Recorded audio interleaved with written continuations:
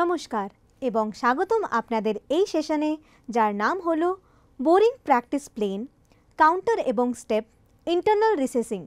তাহলে চলুন শুরু করা যাক এই বিশেষ অনুষ্ঠান। আসুন এই অধিবেশনের উদ্দেশ্যগুলো দেখে নেই। এই সেশনের শেষে আপনি সক্ষম হবেন গর্ত দিয়ে ড্রিল করতে, টুল দিয়ে ±0.2 mm নির্ভুলতার জন্য একটি গর্ত করতে, একঘেয়ে ধাপে পারফর্ম করতে, ইন্টারনাল রিসেস করতে, ভার্নিয়ার ক্যালিপার্স ও ভেতরের ক্যালিপার্সের ইনসাইড ক্যালিপার, বোর এবং রিসেসিং পরিমাপ করতে। এই অনুশীলন সম্পাদনের জন্য প্রয়োজনীয় সরঞ্জামগুলি হল outside caliper, inside caliper, steel rule, চাক্কি, facing tool, drill bits of various size, vernier caliper, radius gauge, recessing tool, boring bar, R2 and R3 tool.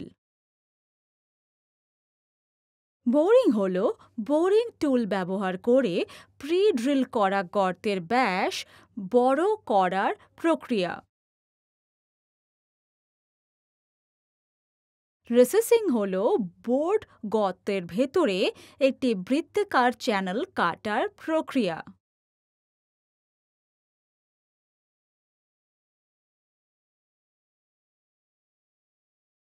আসুন এখন একটি গর্তে ড্রিল করে প্রয়োজনীয় আকারে বোর করার ক্রমটি শিখে নিই। আউটসাইড ক্যালিপার্স এবং স্টিল রুল ব্যবহার করে কাজের অংশের মাত্রা পরীক্ষা করুন।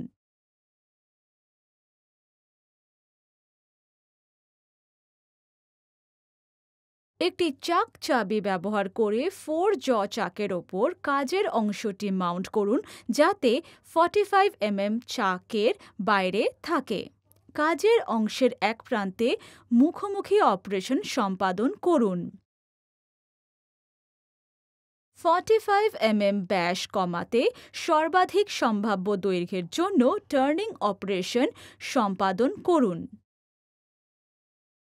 সেন্টার ড্রিল করার পরে টেল স্টকে চাক সহ 10 mm এর একটি পাইলট ড্রিল ধরুন।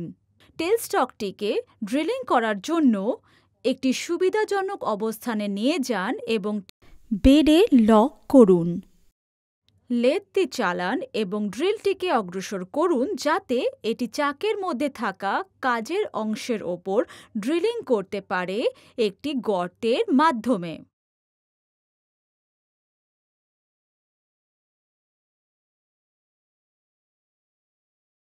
ড্রিল করার সময় একটি কুল্যান্ট ব্যবহার করুন এবং ধীরে ধীরে ড্রিলটি অগ্রসর করুন। ছিদ্র করে 14 mm গর্ত বড় করুন। টুল পোস্টে বোরিং টুল মাউন্ট করুন।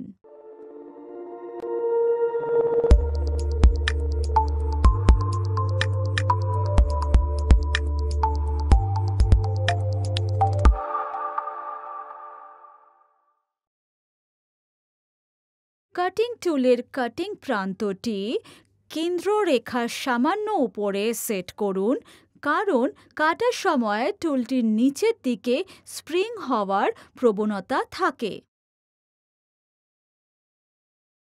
মেশিনটি শুরু করুন এবং ক্রস স্লাইড হ্যান্ডেলটিকে ঘড়ির কাঁটার বিপরীত দিকে ঘুরিয়ে দিন, যতক্ষণ না কাটার সরঞ্জামটি গর্তের ভেতরের পৃষ্ঠকে স্পর্শ করে। কাজের অংশের ডান দিকে প্রায় 0.2 mm গভীর এবং প্রায় 8 mm লম্বা একটি হালকা ট্রায়াল নিন। মেশিনটি থামান এবং ইনসাইড ক্যালিপার্স ব্যবহার করে ব্যাস পরিমাপ করুন। পরিণত বোরের আকার পেতে প্রয়োজনীয় গভীরতার জন্য কাটিং টুল সেট করুন। ক্রস স্লাইড গ্র্যাজুয়েটেড কলার ব্যবহার করুন। 15 mm প্রয়োজনীয় ব্যাস পর্যন্ত বোরিং অপারেশনটি শেষ করুন এবং একটি ভার্নিয়ার ক্যালিপার্স দিয়ে পরিমাপ করুন। কাজের অংশটি রিভার্স এবং রিফিক্স করুন।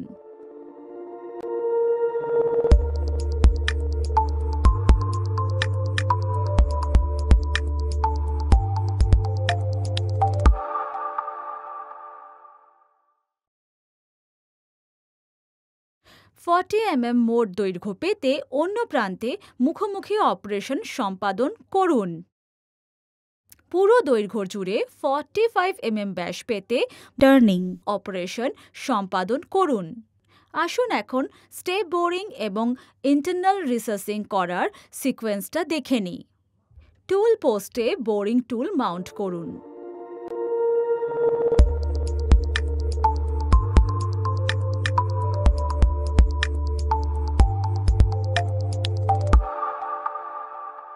সবচেয়ে বড় ব্যাসের বোরিং টুল ব্যবহার করুন, যা ড্রিল করা গর্তে রাখা যায়।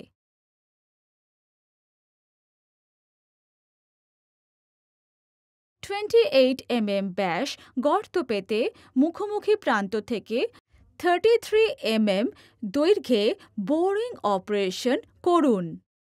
টুল পোস্টে R2 বোরিং বার মাউন্ট করুন।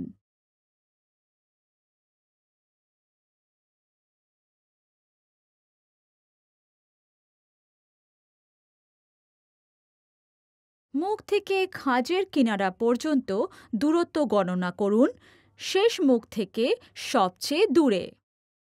29 + 4 which is equal to 33 mm। উপরের স্লাইড হ্যান্ডেলটি ব্যবহার করে ওয়ার্কপিসের মুখে টুলের প্রান্তটি স্পর্শ করুন এবং যৌগিক স্লাইড গ্র্যাজুয়েটেড কলারটি 0 সেট করুন। ক্রস স্লাইড হ্যান্ডেলটি ঘুরিয়ে দিন যাতে টুলের সামনের অংশটি কেবল বোরের প্রাচীরটি পরিষ্কার করে।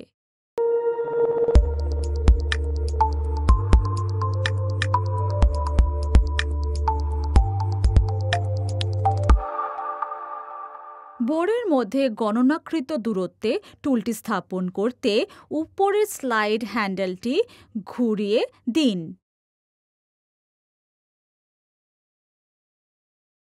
হাতের চাকাটিকে ক্রস স্লাইড করে ঘোরান, কাঁটার বিপরীত দিকে টুলটিকে এগিয়ে নিন এবং বোর স্পর্শ করুন। এরপর ক্রসফিট গ্র্যাজুয়েটেড কলার রিডিং নোট করুন।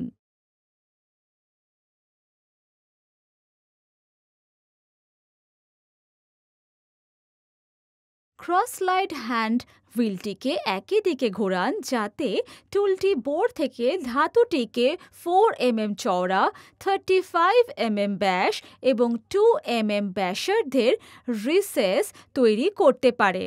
টেল স্টকের দিকে স্যাডেলটি সরানোর মাধ্যমে টুলটি প্রত্যাহার করুন। একটি R3 ব্যাসার্ধ টুল দিয়ে স্কেচ অনুযায়ী কাজের অংশের এক প্রান্ত ঘুরিয়ে দিন। সব ধারালো প্রান্ত ডিবার করুন।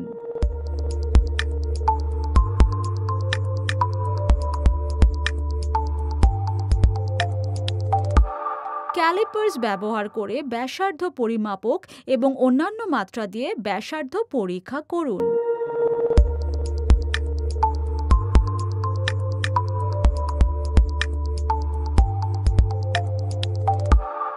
নিরাপত্তা সতর্কতা।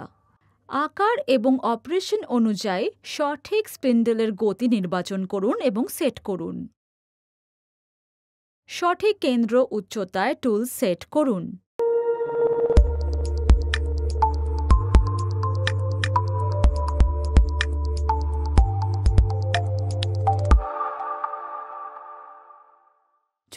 mm ড্রিলের আকারের বেশি ড্রিল করার সময় পাইলট ড্রিল ব্যবহার করুন। ড্রিল করার সময় ধীরে ধীরে ড্রিল ফিট করান। ড্রিলিং করার সময় কুলেন্ট ব্যবহার করুন।